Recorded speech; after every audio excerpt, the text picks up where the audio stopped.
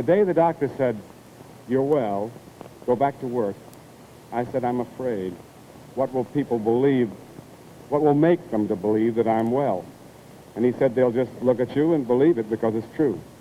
Well, it must have been true, Josh, because it was right after that you came up with the biggest hits of your career, starting with Lord by Jupiter, This Is in the Army, and I'll never forget those rave notices on those shows. Yes, they were just what the doctor ordered. Well, now, what shows followed those, Josh? Annie Get Your Gun, John Loves Mary, Happy Birthday, Mr. Roberts, South Pacific, Wish You Were Here, and Picnic. Well, I'd say that was a pretty good cure. But, you know, wait. You left out the Wisteria Trees, which he wrote for Helen Hayes because Helen Hayes had a tragedy, and he put that show in work for Helen Hayes because he knew that only work would be the solution of her problems. Well, I don't know that Miss Hayes had any problems really because she's a great, great artist. And anyway, she wasn't ill. But the point... Josh, this is... You just heard one of the great hit songs of the moment. Now you're going to hear another, because here is John Raitt, one of the stars of the Broadway smash hit musical Pajama Game, singing the delightful and actually poignant Hey There.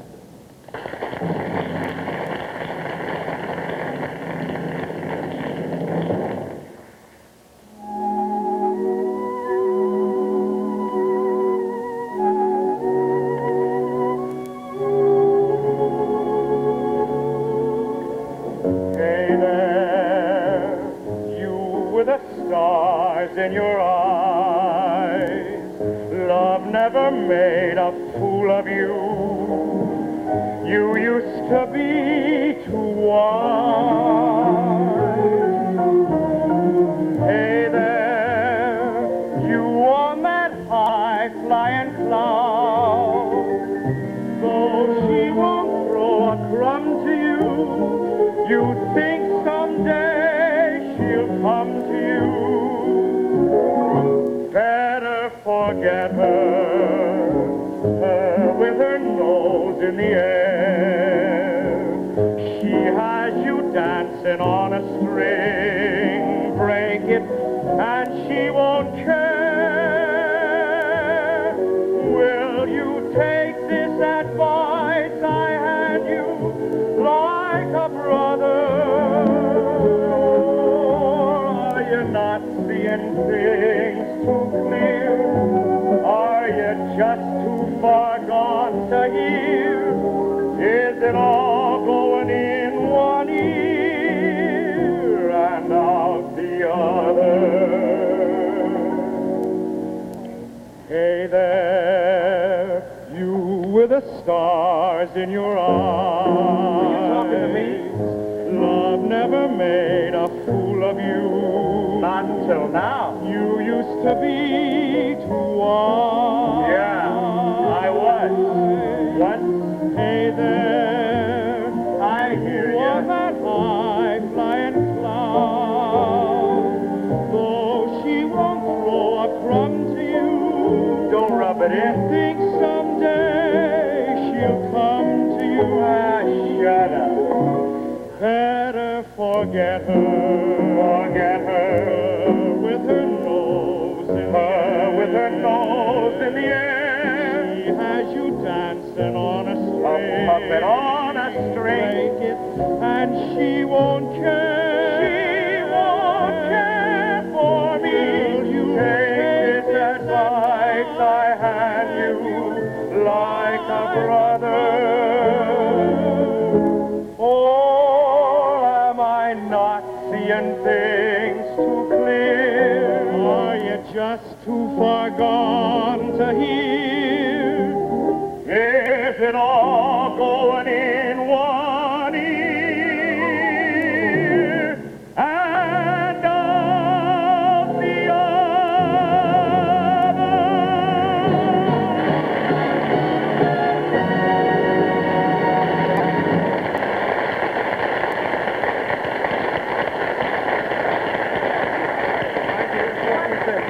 How do you like this? You introduce the biggest hit record of the year, and they throw you into the dungeon for it, huh? Nice treatment, isn't it? You Like must have been that? a bad Like that, night. That's what you must have been. I see a horse-powered night took your gal away. Took the gal away, and here I am just singing to yourself. If it weren't for money, you wouldn't do it, would you, John? You're so right. Well, you know, I got something, you know, to relieve your prison monotony. Frank Senna sent me over the most wonderful dog act you've ever seen in your life. This is the greatest. With dogs, huh? Yeah. What, It's just a wonderful... what's the act called? Oh, the name of the act. Well, you won't believe the name. Miss Malta and Company. Oh, Miss Malta. Miss What, Malta you kidding? and Company. No fooling. Ray, bring him on.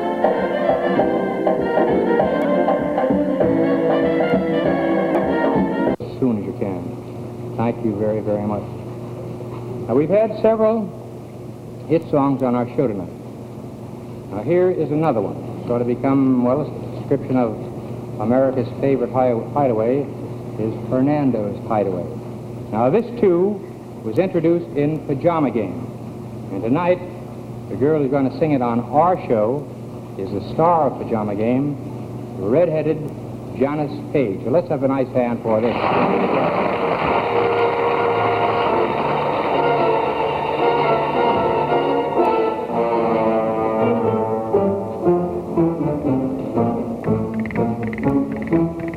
I know a dark, secluded place, a place where no one knows your face, a glass of wine, a fast embrace. It's called Hernando's Hideaway. Ole, just knock 3 times and whisper low that you and I were sent by Joe. Then strike a match and you will know you're in Hernando's Hideaway.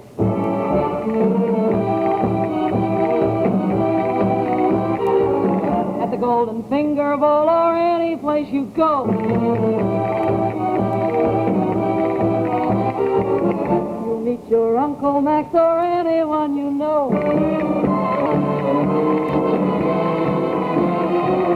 But if you go to the spot that I am thinking of, you will be free to gaze at me and talk of love. My silhouette and all you hear are castanets, and no one cares how late it gets. Not at Hernando's Hideaway. Ole.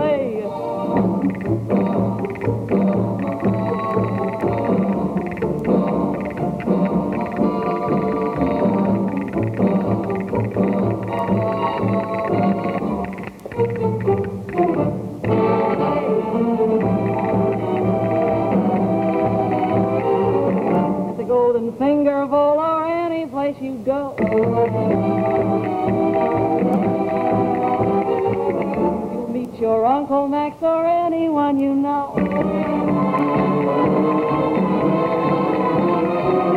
But if you go to the spot that I am thinking of, you will be free to gaze at me and talk of love. Just knock 3 times and whisper low that you and I were sent by Joe. Then strike a match and you will know you're in Hernando's Hideaway. Ole.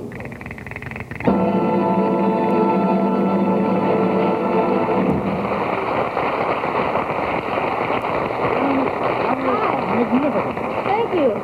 Here is the proprietor and the operator of the most successful speakeasy on Broadway this season. So where's the money? Hernando's Hideaway. We are getting to that now. All right. But John, it's nice to have you back on our show again. Thank you. It's nice to And be here. is there anything that we could do tonight after Oh, all? yeah, one Because thing. everybody says this red hair of yours really registered. I can't see it, you know. Really does. No, it really came over fine. So if Thank there's you. anything you want us to do, Yeah, there's one thing You I would just like. name it, little There's one pig. thing but I need to whisper it. what? Well, it's easy. Is it? He's a customer here. Oh, he is? Well, this is marvelous. The proprietor of Hernando's Hideaway has suggested that one of the customers in her hideaway tonight is John Raitt, who happens to be in the same show with her, Pajama Game. John Raitt, come up here, my boy. Hi. Hi, John. Hi, John. Good. Now, listen, John, we noticed that you're over there at that big table. You've been having a lot of champagne here in Hernando's Hideaway, and the tab is going to be considerable. Are you talking to the boss? Now, she has a perfectly simple and normal request. What I is it? have a You tell her. request. We have asked you so many times during the run of Pajama Game the last few months to sing one particular number, and you will never sing it for us. And the rest of the cast has, they just asked me if I would please ask you, as a special favor, to do, the famous one, Soliloquy. I'll do Listen, it. would Would you please? Sure. Right that's- here I'll in do my joint, In your huh? joint. Mrs. Hernando, you've got an excellent I'll do it. idea. I wonder what he'll think of me. I guess he'll call me the old man. I guess he'll think I can lick every other feller's father. Well, I can. I bet that he'll turn out to be the spitting image of his dad. But he'll have more common sense than his puddin'-headed father ever had. I'll teach him to wrestle and dive through a wave when we go in the mornings for our swim. His mother can teach him the way to behave, but she won't make a sissy out of him. Not him, not my boy, not Bill.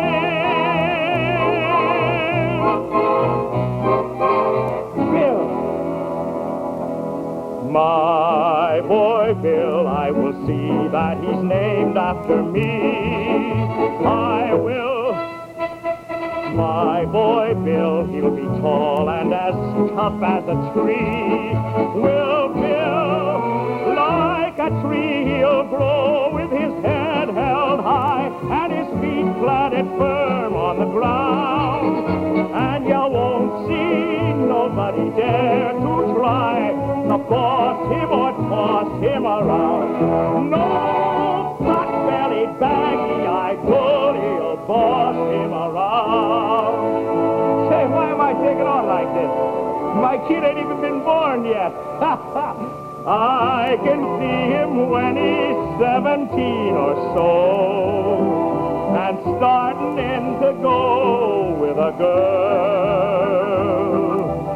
I can give him lots of pointers, very sound, on the way to get round any girl.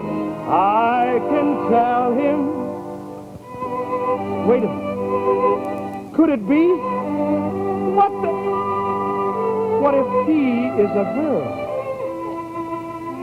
A girl. I could just see myself bragging about it. My little girl, pink and white as peaches and cream is she. My little girl is half again as bright as girls are meant to be. Dozens of boys pursue her, many a likely lad does what he can to woo her from her faithful dad. She has a few pink and white young fellers of 2 and 3,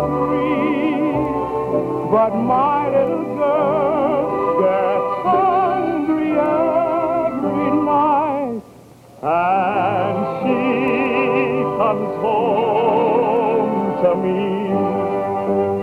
My little girl, my little girl, I gotta get ready before she comes. I gotta make certain that she won't be dragged up in slums with a lot of bones like me. She's gotta be sheltered and fed and dressed in the best that money can buy. I never knew how to get money, but I'll try, by God, I'll try.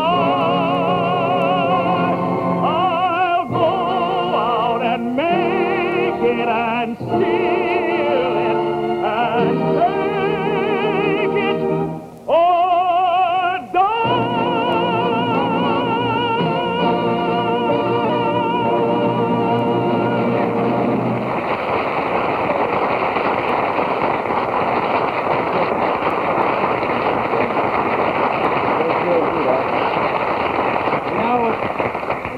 thing about this new success of John Raitt this year in Pajama Game is here has been one of the great voices of the Broadway theater and the National Theater for a long time. So all of the success you're having now, which started with Carousel, is just what you were entitled to. Thanks a lot, Ed. There's no substitute for great talent, and you've got it, John. Thank you. Means a lot. Go on over there with the crowd. Thanks. They want to talk to you. Now, there's one question you've asked yourself time and again. How many times have you asked it yourself? Is there a way to get a good buy on a used car? Well, my answer is... Now,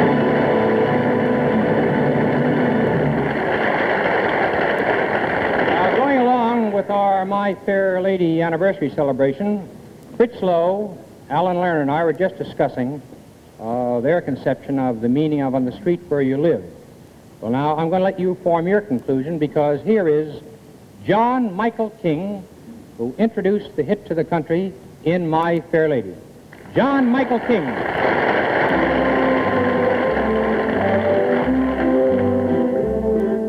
have often walked down the street before, but the pavement always stayed beneath my feet before. All at once am I several stories high, knowing I'm on the street where you live. Are there lilac trees in the heart of town? Can you hear a lark in any other part of town?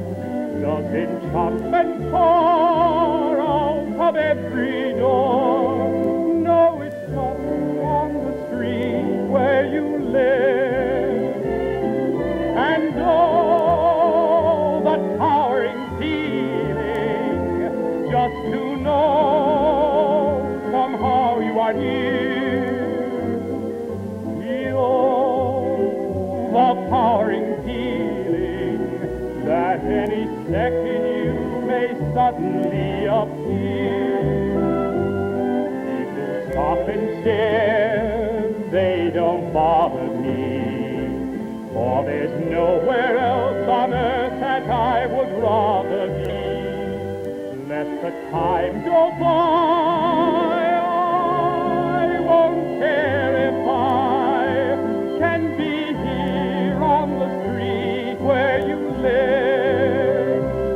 People stop and stare, they don't bother me, for there's nowhere else on earth that I would rather be. Let the time go by, I won't care if I can be here on the street where you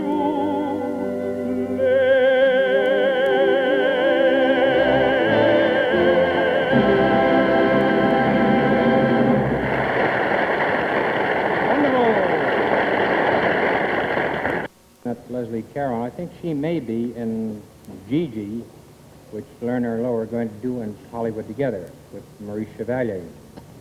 Gene Kelly, when I was talking to him out there, and he was talking about TV and everything, showing me some dance steps that he was doing in this new picture of his, The Happy Road.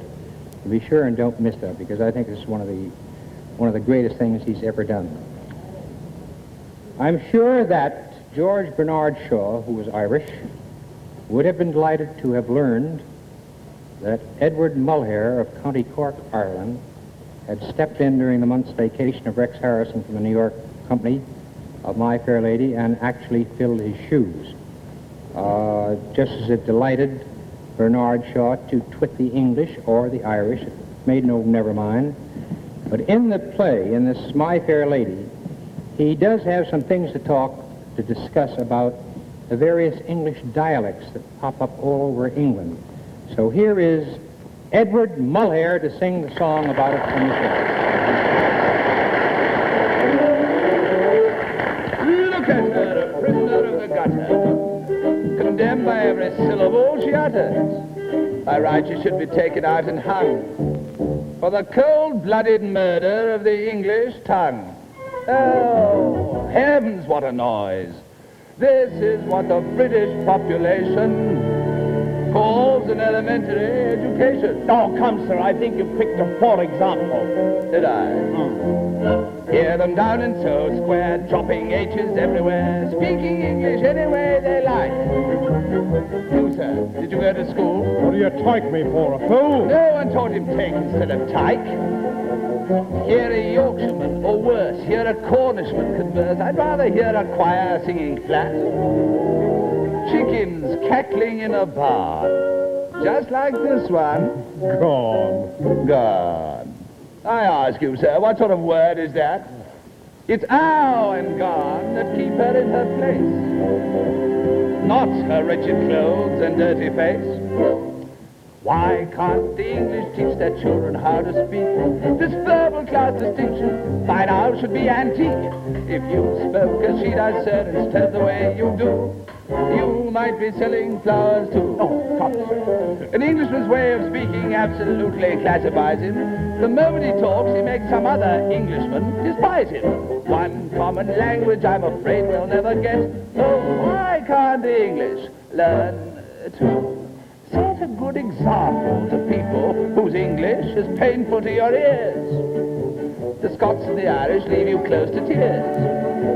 There even are places where English completely disappears. In America, they haven't used it for years. Why can't the English teach their children how to speak? Norwegians learn Norwegian, the Greeks are taught their Greek. In France, every Frenchman knows his language from A to Z. The French don't care what they do, actually, as long as they pronounce it properly. Arabians learn Arabian with the speed of summer lightning. Hebrews learn it backwards, which is absolutely frightening. Use proper English, you're regarded as a freak. Oh, why can't the English? Why can't the English learn to speak?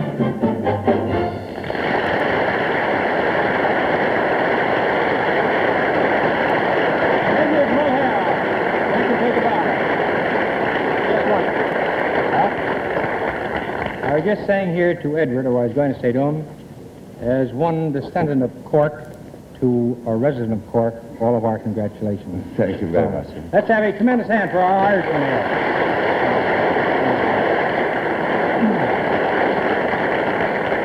Ladies and gentlemen, there are some celebrities.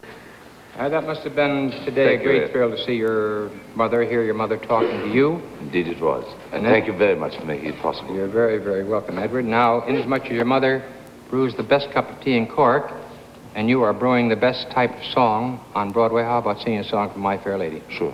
Fine.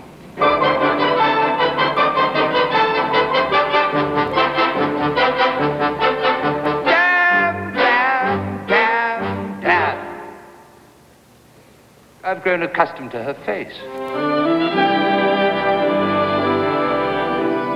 She almost makes the day begin. I've grown accustomed to the tune.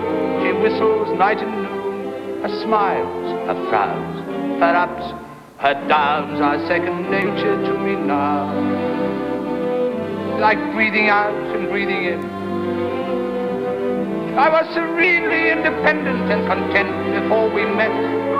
Surely I can always be that way again.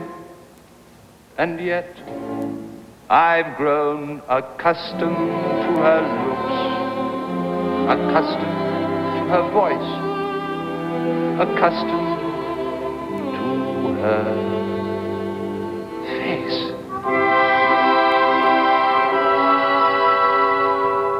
Marry Freddie. What an infantile idea. What a heartless, wicked, brainless thing to do. But she'll regret it. She'll regret it. It's doomed before they even take the vow. I can see her now, Mrs. Freddie Eynsford Hill, in a wretched little flat above a store. I can see her now, not a penny in the till, and a bill collector beating at the door. She'll try to teach the things I taught her, and end up selling flowers instead, begging for her bread and water, while her husband has his breakfast in bed. Ha! In a year or so, when she's prematurely grey and the blossom in her cheek has turned to chalk, she'll come home and lo, he'll have up and run away with a social climbing heiress from New York. Poor Eliza. How simply frightful. How humiliating. How delightful. How poignant it'll be on that inevitable night when she hammers on my door in tears and rags. Miserable and lonely, repentant and contrite. Will I take her back or hurl her to the wolves? Give her kindness or the treatment she deserves? Will I take her back or throw the baggage out? I'm a most forgiving man, the sort who never could, never would, take a position and staunchly never budge. Just a most forgiving man. But I will never take her back. If she were crawling on her knees, let her promise to atone, let her shiver, let her moan. I will slam the door and let the hellcat free. Marry Freddie, ha!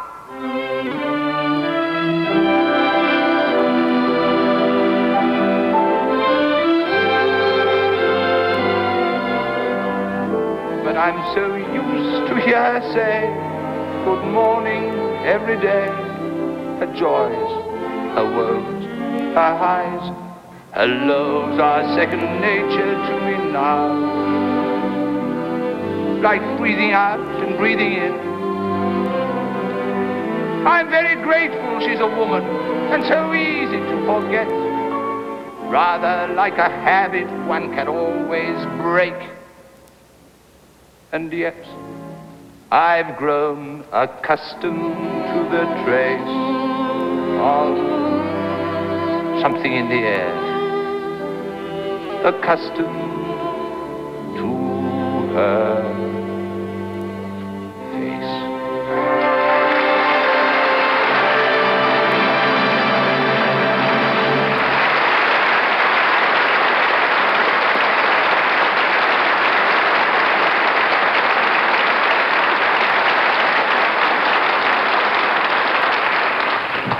Now, I have a very great privilege. I am to introduce a colleague of mine who is playing in The Music Man. We have a great deal in common. Our people come from Cork. We're both born in April, and we're both actors. In fact, we have so much in common that I'm beginning to worry about my part in My Fair Lady. I want to introduce Mr. Paul O'Keefe.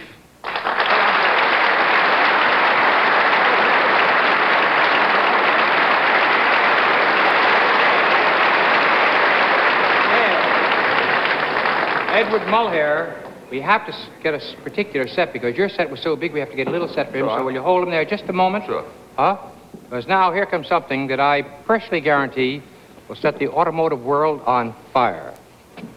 And the lamp. Now, if you will leave me to my own devices. You mean leave you? Well, in a moment, within a minute, you see, this will be peopled with pirates, and this lamp will have lovely dancing ladies just emerging from it. You see, Ed, when I was a baby a-playing, sweet grandmama said, my pet, there's an ancient Mongolian saying that you never, never should forget. Opportunity knocks but once at the door. Opportunity knocks but once at the door. Opportunity won't knock twice or thrice or any more. Opportunity knocks but once at the door. So when it knocks, don't hesitate, don't pause. Grab it quick because.